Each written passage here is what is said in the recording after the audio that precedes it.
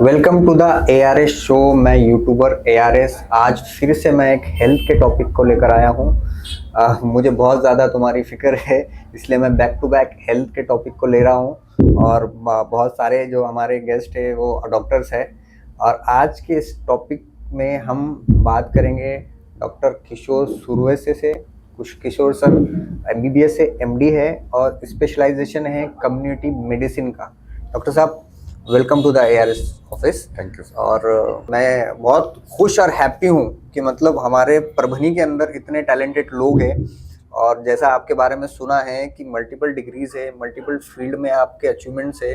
Sir आपने just हमने ये सुना कि डिपार्टमेंटल का भी एक MPSC का एग्ज़ाम आपने क्रैक किया है। और हम ऐसे भी कह सकते हैं कि डॉक्टर साहब फ्यूचर परभनी के डिस्ट्रिक्ट मेडिकल ऑफिसर है, परभनी या किसी और सिटी के डिस्ट्रिक्ट मेडिकल ऑफिसर भी होंगे आप। हमारी शुभकामना है। Thank you sir. तो पहले तो थैंक यू वेरी मच आपका हमारे ऑफिस पे आने के लिए। Thank you sir. तो थोड़ा सा आपका छोटा सा इंट्रोडक्शन दीजिए। सर मैं डॉक्टर किशोर सुरवसे, बेसिकली मैं परभनी से ही हूँ जी और मेरी 10वीं तक की जो पढ़ाई है तो बाल विद्या मंदिर में, 11वीं 12वीं के लिए मैंने अहमदपुर में की, फिर MBBS किया, MD किया G diploma in hospital administration and management किया, फॉरेंसिक में डिप्लोमा किया। उसके बाद काफ़ी जगहों पर काम करने का एक्सपीरियंस है। मैं PK दास मेडिकल कॉलेज केरला, पलक्कड़ केरला में था। उसके बाद में MNR मेडिकल कॉलेज संगारेड्डी में था जी। मैं मुंबई में as a district consultant for the government of Maharashtra किया। और ये जो राष्ट्रीय बाल स्वास्थ्य कार्यक्रम है, जो स्कूली बच्चों को चेकिंग होती है जी। स्कूली बच्चों के, आंगनवाड़ी से लेके तो स्कूल के बच्चों की जो चेकिंग होती है, तो इसमें मैं कंसल्टेंट था। जो स्कूल हेल्थ का जब राष्ट्रीय बाल स्वास्थ्य कार्यक्रम में कन्वर्जन हुआ था जी, तो उस टाइम में मैं महाराष्ट्र शासन का कंसल्टेंट था सर। काफ़ी मतलब रिच एक्सपीरियंस है और डिफरेंट फील्ड से है। फिर 2017 को मैंने परभनी सिविल हॉस्पिटल में ज्वाइन किया जी एज ए मेडिकल ऑफिसर, और तब से फिर मैं सिविल हॉस्पिटल में काम। कितने साल से अभी करीबन 8 साल हो गए। 8 साल से काफ़ी अलग अलग पेशेंट को डील कर चुके होंगे 8 साल में। जी, पेशेंट भी डील करने हुए और मोस्टली एडमिनिस्ट्रेशन में था तो काफ़ी चीज़ें एडमिनिस्ट्रेशन के रिलेटेड भी देखने को मिली। और कोविड का भी कोविड का एक्सपीरियंस भी है आप। कोविड मैनेजमेंट का भी एक्सपीरियंस है। कम्युनिटी मैनेजमेंट क्या होता है? कम्युनिटी मेडिसिन एक ब्रांच है सर। तो community medicine it's basically deals with the community. Okay. मतलब जैसे प्रैक्टिशनर्स है तो उनके दवाखाने में जो पेशेंट आएगा वो उसके साथ डील करेंगे जी। किसको सर्दी हुई है, किसी को बुखार है जी। मगर जो कम्युनिटी फिजिशियन है वो ये सोचेगा कि इसको बुखार है तो इसके गली में और कितने लोगों को बुखार हो सकता है। बहुत ज़बरदस्त चीज़ है ये। थोड़ा सा हमको जी। एक्सप्लेन करिए ना जी। क्योंकि डॉक्टर के पास जनरली हम जब जाते हैं तो डॉक्टर की एडवाइस वगैरह हमको कहाँ मिलती है? वहीं पे मिलती है, क्लिनिक में। जी। तो कुछ ऐसी चीज़ें बताइए कि डॉक्टर के पास जाना ही ना पड़े। नहीं, देखिए डॉक्टर के पास जाना ना पड़े ऐसा नहीं हो कम सकता। जाना पड़े, कम जाना पड़े, प्रिकॉशंस जाना पड़े। या ये रहता है कि ये बात भी याद रखनी चाहिए कि आपको बीमार होने के बाद ही डॉक्टर के पास नहीं जाना चाहिए। जी। जब आप अच्छे हालत में हो, आपकी तबीयत अच्छी है, इन दैट केस भी आप जो है एवरीथिंग इज ऑल राइट, तब भी जाना चाहिए कि बॉडी के अंदर तो कुछ गड़बड़ नहीं हो रही है। जी। तो जैसे हमारा कोई स्कूटर रहता है, मोटरसाइकिल रहता है, तो उसको हम क्या करते हैं, रेगुलरली सर्विसिंग करते हैं इसको। तो उसी तरह बॉडी एक मशीन है। ओके। तो उसको क्या करना चाहिए कि रेगुलरली सर्विसिंग करना चाहिए। ओके। मतलब जब उसका साइलेंसर फटता है और बड़ी भद्दी आवाज आती है तभी मैकेनिक के पास नहीं जाना। तो जब भी बॉडी भी जब साइन सिम्टम बताती है तो इसका मतलब ये है कि अंदर बहुत बड़ी खराबी है। ओके।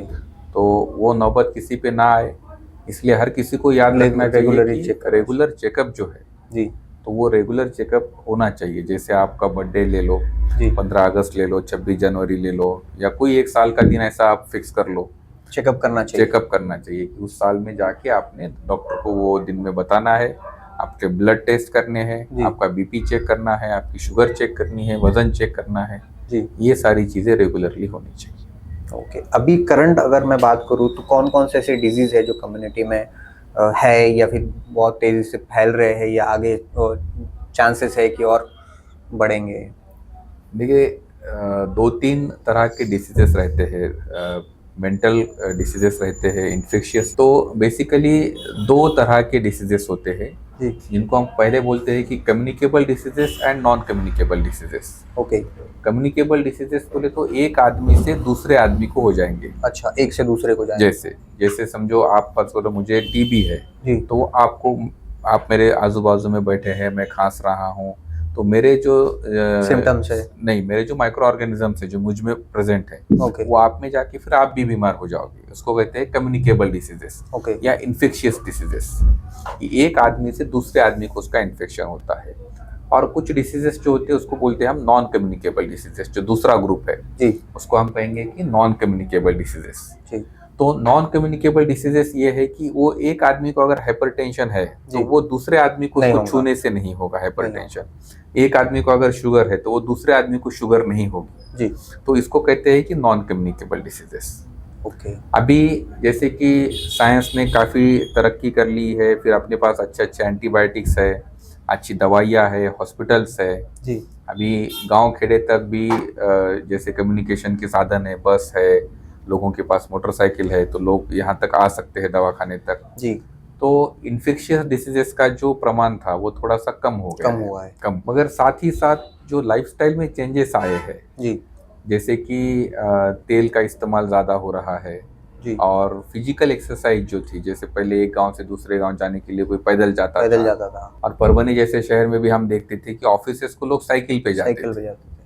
अभी कोई साइकिल पे नहीं जाता। इसको ऐसे मतलब छोटा लग रहा है कि आज मैं साइकिल चलाऊंगा, वो तो स्टेटस इशू हो गया है। स्टेटस मैटर कर रहा है। Status matter. किसी को इस बात की शर्म नहीं आ रही कि मुझे डायबिटीज है, मगर इस बात की शर्म आ रही है कि मैं साइकिल पे चला जा रहा हूँ। और आप ये देखिए कि मतलब अगर मोटे मोटे तौर पर देखा जाए तो जैसे साइकिल का प्रमाण कम हो गया, डायबिटीज का प्रमाण बढ़ गया। सोचने वाली बात है। सोचने वाली बात है कि जिस समय में हम देखते थे कि स्कूल में बच्चे साइकिल पे जा रहे हैं, ऑफिसेस में लोग साइकिल पे जा रहे हैं, तो उस टाइम में ये बहुत कम सुनाई देता था कि ये डायबिटीज की गोली खा रहा है जी। अब तो मतलब it's like a routine thing, routine practice. और ये कॉमन हो गया है कि देखो मैं तो मेरे जेब में तो है डायबिटीज की गोली, मेरे जेब में तो चॉकलेट है, मेरे जेब में तो बिस्किट है, मेरी शुगर कम होती है जी। तो ये लाइफस्टाइल डिसीजेस जो है सो बढ़ रहे हैं। फिजिकल एक्टिविटीज कितनी मैटर करती है एक बॉडी के लिए? फिजिकल एक्टिविटीज जो है सर, तो ये actually it's a routine thing. Physical activity बहुत ही ज़रूरी है जी। और जो भी मतलब लोग एक्सरसाइज करते हैं ब्रेन के लिए, ऑर्गन के लिए भी, पूरे बॉडी के लिए। सभी जब आप चलते हो जी, तो चलना ये ना केवल आपकी बॉडी की एक्सरसाइज है जी, मगर ये पूरे दिमाग की एक्सरसाइज, ब्रेन की भी एक्सरसाइज है। अगर आप चलते हो तो एट दैट टाइम आपको लगता है कि ये दो पैरों पे चलना इतना आसान नहीं है। जी, तो इसके लिए ब्रेन को भी बैलेंस करनी पड़ती है बॉडी। जी। जो चार पैर पे चलने वाले जानवर है वो जी। दो पैर पे क्यों नहीं चल सकते? क्योंकि उनका ब्रेन उनको वो बैलेंसिंग नहीं सिखाता।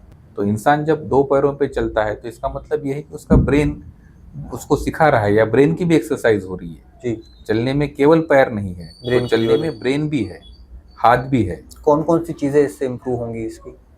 काफ़ी चीज़ें इम्प्रूव होगी। जैसे उसका ब्लड सर्कुलेशन बढ़ेगा, जैसे उसकी कैलोरीज बर्न होगी, जी, जैसे उसको अच्छी नींद आएगी जी। तो ये सारी चीज़ें होनी है अगर आप चलते हो।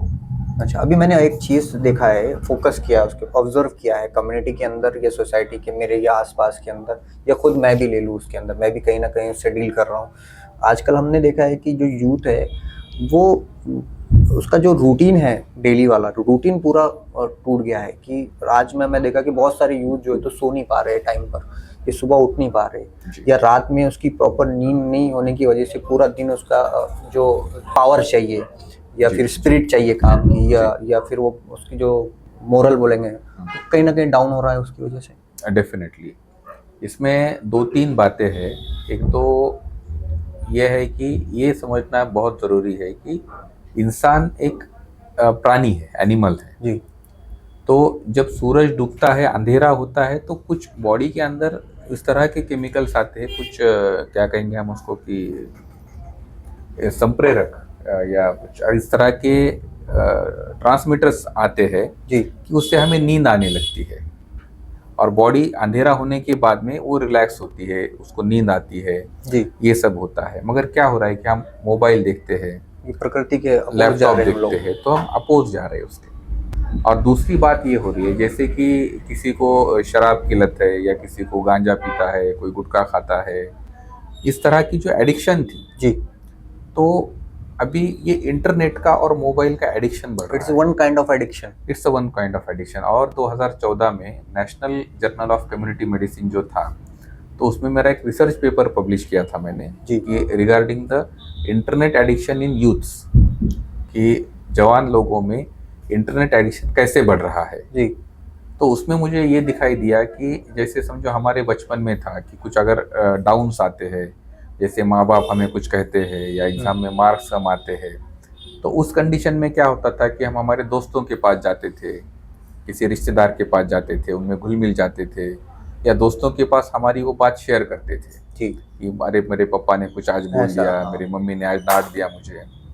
तो आज के इसमें ये हो रहा है कि ये बच्चे किसी दोस्त से बात नहीं कर रहे, ये जी। क्या कर रहे हैं, ये वर्चुअल वर्ल्ड में जा रहे हैं। एक अपनी अपनी एक अलग सी दुनिया बना दे रहे हो उसके अंदर। हाँ, मतलब इमेजिनेशन की दुनिया नहीं बनी। नहीं नहीं नहीं, वैसा नहीं कि अगर उसको किसी ने डांट दिया घर पे, जी, तो वो अपने दोस्त के पास जाके शेयर नहीं करेगा, तो वो क्या करेगा, फेसबुक पे लॉगिन करेगा। सोशल मीडिया पे। हाँ, फेसबुक पे लॉगिन करेगा, वहाँ पे रील्स देखेगा, जी, इंस्टाग्राम पे रील्स देखेगा, और वो देखने के बाद उसको ही इज फीलिंग काम। अच्छा, उसका डोपामाइन कहीं ना कहीं सेटिस्फाइड हो रहा हूँ। यस, तो वो जो स्टेबिलिटी है, जी, वो सोशल स्टेबिलिटी नहीं रह रही, वो इंटरनेट से स्टेबिलिटी आ रही है। ओके। और कुछ दिनों के बाद आप ये भी देखोगे कि जैसे कोई बहुत बड़ा शराबी है और उसको शराब नहीं मिलती है, तो जी। वो रेस्टलेस हो जाता है। उसको मेडिकल टर्म में विड्रॉल सिम्टम्स बोलते हैं, विड्रॉल, जी, कि शराब नहीं मिली तो विड्रॉल आ गया उसमें। तो कुछ दिनों के बाद अगर मोबाइल नहीं मिला, तो ऐसी हालत हो जाएगी। इंटरनेट बंद हो गया, उसके मोबाइल का वो चार्जिंग खत्म हो गया, जी, तो वो बेचैन हो जाएगा, जिस तरह एक शराबी शराब नहीं मिलने की वजह से बेचैन होता है। अच्छा। तो ये बात इस हद तक बढ़ने वाली है। तो इसको मैं हैबिट और एडिक्शन नहीं बोलूंगा, इसको it's one kind of a disease बोलेंगे इसको।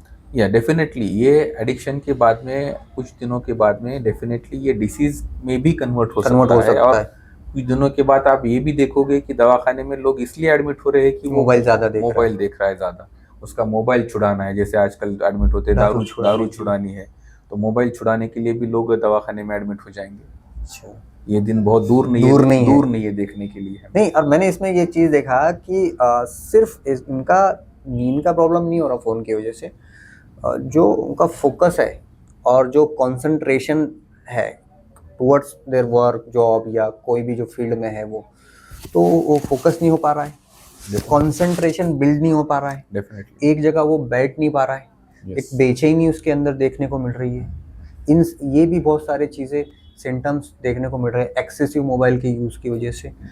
और हम सिर्फ आज यूथ की बात नहीं करेंगे, आज मैं बोलूँगा कि आप कोई भी एज ग्रुप उठा के देख लो। डॉक्टर साहब, कौन से भी एडिक्शंस में अगर है कोई, तो उससे कैसे बचा जा सकता है? कभी कभी, अभी मेरी एग्जांपल मैं बता रहा हूँ, या फिर अगर हम सिगरेट के पैकेट पे देखते हैं कि उसके ऊपर कैंसर का फोटो है जी, बट उसके बाद स्टिल वो पीता है, या बहुत सारे जहाँ पर डेंजर के निशान भी लगे हुए हैं, पता भी है कि गुटखे से कैंसर होगा, मर जाएगा, या फिर दारू से लीवर ख़राब होंगे फिर मरेगा, या फिर फ़ोन का एडिक्शन, ऐसा मुझे नहीं पता, ऐसा आई डोंट थिंक कि लोगों को पता नहीं है कि इससे बैड इम्पैक्ट भी हो रहा है जी। या जैसे मैंने इंसोमेनियक बोला, या फिर जो कंसंट्रेशन नहीं बन रहा है, किसी भी डिजीज़ के जो डिसएडवांटेजेस रहते हैं ये सबको पता आता है जी। तो वो विल पावर क्यों नहीं जनरेट होता है कि उससे हट जाए, छूट जाए, या हम क्वाइट कर दिए, वो एनर्जी क्यों नहीं बना पाते लोग? देखिए, उसमें दो चीज़ें रहती है। जैसे हम अगर अल्कोहल के एडिक्शन के बारे में बात करें जी, तो अल्कोहल जो केमिकल है, तो अल्कोहल उस सब्सटेंस में वो कैपेसिटी है कि वो डिपेंडेंसी कॉज करता है। ओके, इटसेल्फ वो सब्सटेंस में, मतलब अल्कोहल, शराब में वो कैपेसिटी रहती है कि वो डिपेंडेंसी कॉज करता है। अगर उस आदमी ने पीना शुरू कर दिया जी, तो क्या होता है कि कुछ दिनों के बाद में उस पर वो डिपेंड हो जाता है जी, और वो उसकी ड्रग प्रॉपर्टी है अल्कोहल की। जी, मतलब ऐसा नहीं है कि आदमी बहुत चाह रहा है छोड़ूं, जी, वो छोड़ नहीं पा रहा, तो शराब उसके दिमाग में कुछ इस तरह से चेंजेस करेगी कि उसको पीना ही पड़ेगा। अच्छा। ये एक बात है। और दूसरी बात ये रहती है कि इंक्रीज टॉलरेंस उसको कहते हैं, zero kinetic and increase tolerance. थोड़ा सा आसान भाषा में तो उसको ये कहेंगे हम आसान भाषा में कि अगर उसको आज 100 ml पीने से नशा आ रहा है जी, तो कल उसको 100 ml पीने से नशा नहीं आएगा, 200 ml उसको 200 ml पीना पड़ेगा, उसको फिर दूसरे दिन 250 ml पीना, मतलब 8 दिन के बाद 15 Increase दिन के होते बाद जाएगा। उसका जो डोज है वो उसको इंक्रीज करना पड़ेगा, उसको बोलेंगे इंक्रीज टॉलरेंस। जी, और दूसरी बात ये है कि वो शराब वो जो केमिकल है, that's also we can call it as a drug, तो वो डिपेंडेंसी कॉज करती है। तो इसकी वजह से जो भी है एडिक्शन में है, जी, तो उसको समझाना बुझाना यहाँ तक तो ठीक है, मगर अगर आपकी पहचान में ऑडियंस की कोई पहचान में ऐसा आदमी है तो मैं उनको सलाह दूंगा कि आप डॉक्टर की सलाह लें, कंसल्ट करें डॉक्टर को कंसल्ट करें, साइकेट्रिस्ट है या सिविल हॉस्पिटल में जो डॉक्टर्स है हमारे, जी, उनसे कंसल्ट करें। और ये कंसल्ट करना बहुत ज़रूरी है, जी, क्योंकि समझाने बुझाने से वो दिमाग के केमिकल्स में फ़र्क नहीं आने नहीं वाला। आएगा।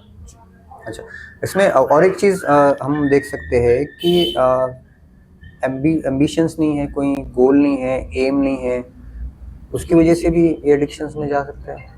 देखिए, क्योंकि अगर वो उसके काम का उसको एडिक्शन है, गोल का, अगर बिजनेस का कोई सोच रखा है कि मुझे इस मुकाम पे पहुंचना है, ये मुझे पोजीशंस लेनी है, ये एग्ज़ाम क्रैक करना है मुझे, तो इन सारी चीज़ों का अवेयरनेस नहीं होने की वजह से, एजुकेट नहीं होने की वजह से, इंफॉर्मेशन नहीं होने की वजह से भी लोग इसके अंदर होते हैं।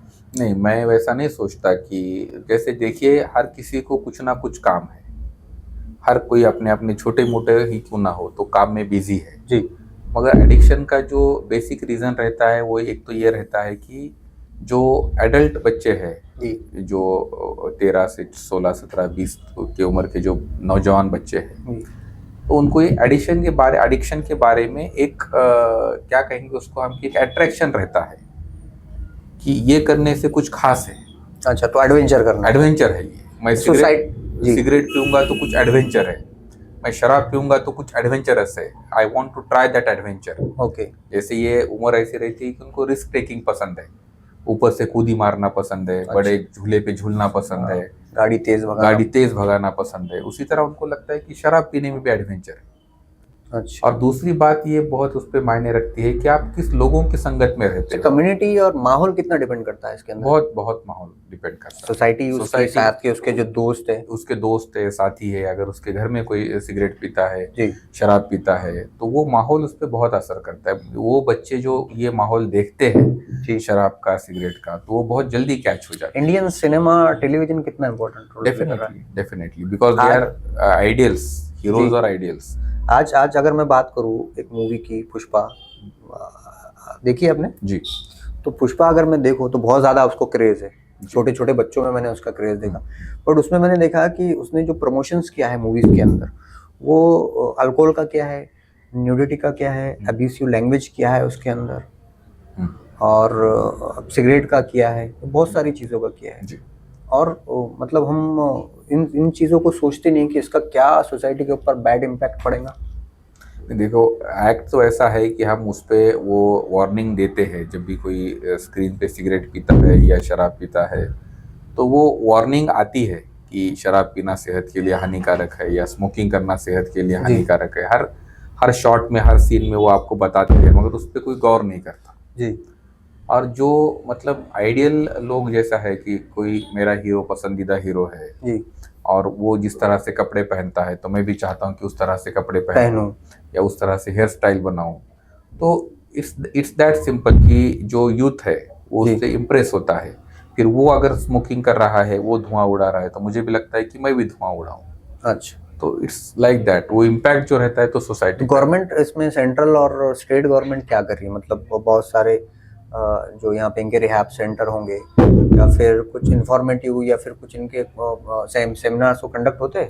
देखिए, एक तो ये है कि कोटपा एक्ट जो है, तो कोटपा एक्ट जो है तो हर डिस्ट्रिक्ट में लागू है, और आई थिंक कि कलेक्टर साहब उसके अध्यक्ष है, उसके रेगुलरली मीटिंग्स होते हैं जी, और हर जो दुकान है जहाँ बीड़ी सिगरेट बिकती है, जहाँ दारू बिकती है, वहाँ ये कंपलसरी है कि वो बोर्ड लगाए जी, और वो चीज़ें वो 18 साल के नीचे के बच्चों को ना दे। ये भी बैन है कि आप पब्लिक प्लेस पे स्मोकिंग नहीं कर सकते, जी। और अगर आप ऐसा करते हो तो आपको 500 रुपए का फाइन लगता है, जुर्माना लगता है। तो कोटपा एक्ट बहुत ही मतलब स्ट्रांग है और हर डिस्ट्रिक्ट में वो एप्लीकेबल है। ये एडिक्शंस के अंदर जो यूथ अभी फेस कर रहा है या फिर बाकी भी एज ग्रुप भी कर रहा है, तो आप गवर्नमेंट को कितना रिस्पॉन्सिबल मानते हैं इसमें? नहीं, मैं नहीं मानता कि इसमें गवर्नमेंट रिस्पॉन्सिबल है।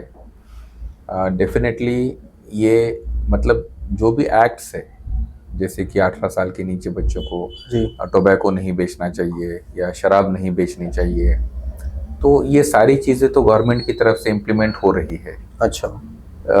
ये बात ये है कि फैमिली की रिस्पॉन्सिबिलिटी इसमें ज़्यादा बनती है जी। कि आप अपने बच्चों को अच्छे संस्कार दें, और स्कूल वाले जो है सो एडिक्शन डी एडिक्शन के बारे में बताए, खुलकर बात करें, और उसमें जो उसके डिसएडवांटेजेस है, उससे वो लेने से क्या ये हो सकता है, इसके अवेयरनेस कैंप होना चाहिए। अवेयरनेस कैंप होने चाहिए। बच्चे दे अवेयर होने चाहिए कि ये मज़ा नहीं है, इसमें सज़ा भी है। सजा भी है।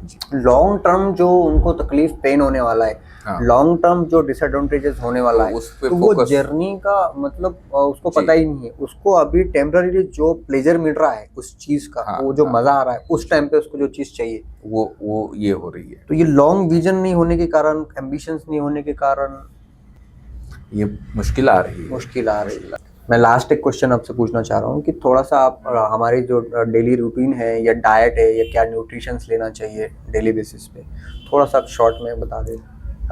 देखिए, डाइट के बारे में सबसे महत्वपूर्ण बात मैं ये कहना चाहूँगा कि जो भी लोकली अवेलेबल और होममेड फूड रहता है, जो घर में बनता है जी। तो उस पे फोकस करना चाहिए, वो ज़्यादा खाना चाहिए।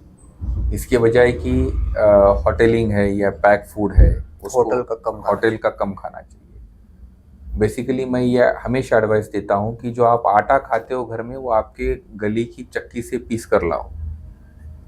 और तेल जो है जी, सो एक आदमी के लिए, अगर वो बच्चा भी है, बूढ़ा भी है और मिडल एज भी है, तो एक आदमी के लिए 1 महीने में सिर्फ 1 किलो तेल लाना है। जी। तो जैसे समझो आपके घर में 3 बड़े लोग हैं और 2 बच्चे हैं, जी। तो 5 आदमी है, तो 1 तारीख को 5 किलो तेल लाना है। जी। उस पर डेट डालनी है कि मैंने 1 तारीख को ये तेल लाया है। अच्छा, मतलब पुराना तेल भी नहीं चलेगा? नहीं, पुराने तेल का सवाल नहीं। हाँ। कि वो तेल मैं 1 महीना यूज करूंगा। अच्छा। 1 महीना यूज करूंगा। अगर 1 महीने में आप 5 लोगों की फैमिली 7 किलो, 8 किलो, 10 किलो तेल इस्तेमाल कर रही है, तो डेफिनेटली उनकी हेल्थ पे जो है उसका बुरा असर होने वाला है। और वो कुछ लोग कहते हैं कि देखो, मैं चपाती को तेल नहीं लगाता और मैं इसको तेल नहीं लगाता, और सब्जी में 2 चमचे ज़्यादा तेल डाल के खाते हैं। तो अगर हिसाब रखना है तेल का और तो कैलोरीज का, तो इस तरह से एक अच्छा सा हिसाब रख सकते हैं। जी।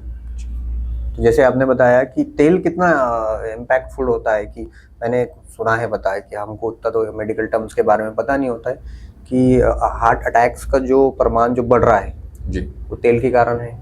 कहीं ना कहीं तेल उसके अंदर एक रोल प्ले करता है। वन ऑफ द रीजन बोलेंगे उसको, काफ़ी रीजन है, मगर वन ऑफ द रीजन है कि फैटी फूड और कैलोरी डेंस फूड जो है उसका जो प्रमाण है तो बढ़ जाता है। एग्जैक्टली हम ये नहीं कहेंगे कि यही कारण है, इसके सिवा और कोई कारण नहीं है। इसके सिवा भी काफ़ी कारण है, मगर ये एक महत्वपूर्ण कारण है उसका। अच्छा, जैसे आपने और एक बात सुनी है कि उसकी जो रूटीन है, डेली रूटीन, अगर वो सही हो जाए या बैड हैबिट छोड़ दिए तो उसके आधे प्रॉब्लम खत्म हो जाएंगे। डेफिनेटली। तो एक आपकी तरफ से जाते जाते कुछ गाइडेंस यूथ के लिए? यूथ के लिए मैं यही गाइडेंस दूंगा कि देखिए, इंटरनेट का यूज़ जितना आपको चाहिए, मतलब आप इस ज़माने में ये नहीं कह सकते कि मैं इंटरनेट नहीं यूज़ करूँगा या मोबाइल नहीं यूज़ करूँगा। आपको करना पड़ेगा, क्योंकि सारी इंफॉर्मेशंस और ये सारी चीज़ें इस पर बहुत इजीली अवेलेबल है। पर इसका बहुत सोच समझकर और ज़रूरत के हिसाब से ही यूज़ करें। ये इसके यूज़ में और उसके मतलब ज़्यादा यूज़ होने या दुष्परिणाम होने में एक बहुत छोटी सी लकीर है, और आप ये लकीर कब क्रॉस करोगे आपको समझ में नहीं आएगा। तो आपको क्या करना है कि इस पे कंट्रोल रखना है। आपको ये डिसाइड करके ही मोबाइल हाथ में लेना है कि आज दिन भर में मैं कितना टाइम पे मोबाइल देखूंगा। जैसे उसके वो कुछ ऐप्स आए रहते हैं, उसमें बताता है कि आज का स्क्रीन टाइम कितना हुआ है, आज मैंने कौन सा ऐप कितना देखा है। तो आप सोने से पहले वो ऐप देखें कि आज मैंने यूट्यूब कितनी बार देखा, आज मैंने गेम्स कितने टाइम पे खेला, और अगले दिन का आपका टारगेट ये रखें कि मैंने कल जितना देखा था उससे आज मैं थोड़ा सा कम देखूंगा। ठीक है। देखो, ये तो पॉसिबल नहीं है कि पूरे टॉपिक मैं आज इसी पॉडकास्ट में डॉक्टर साहब के साथ कंप्लीट करूं।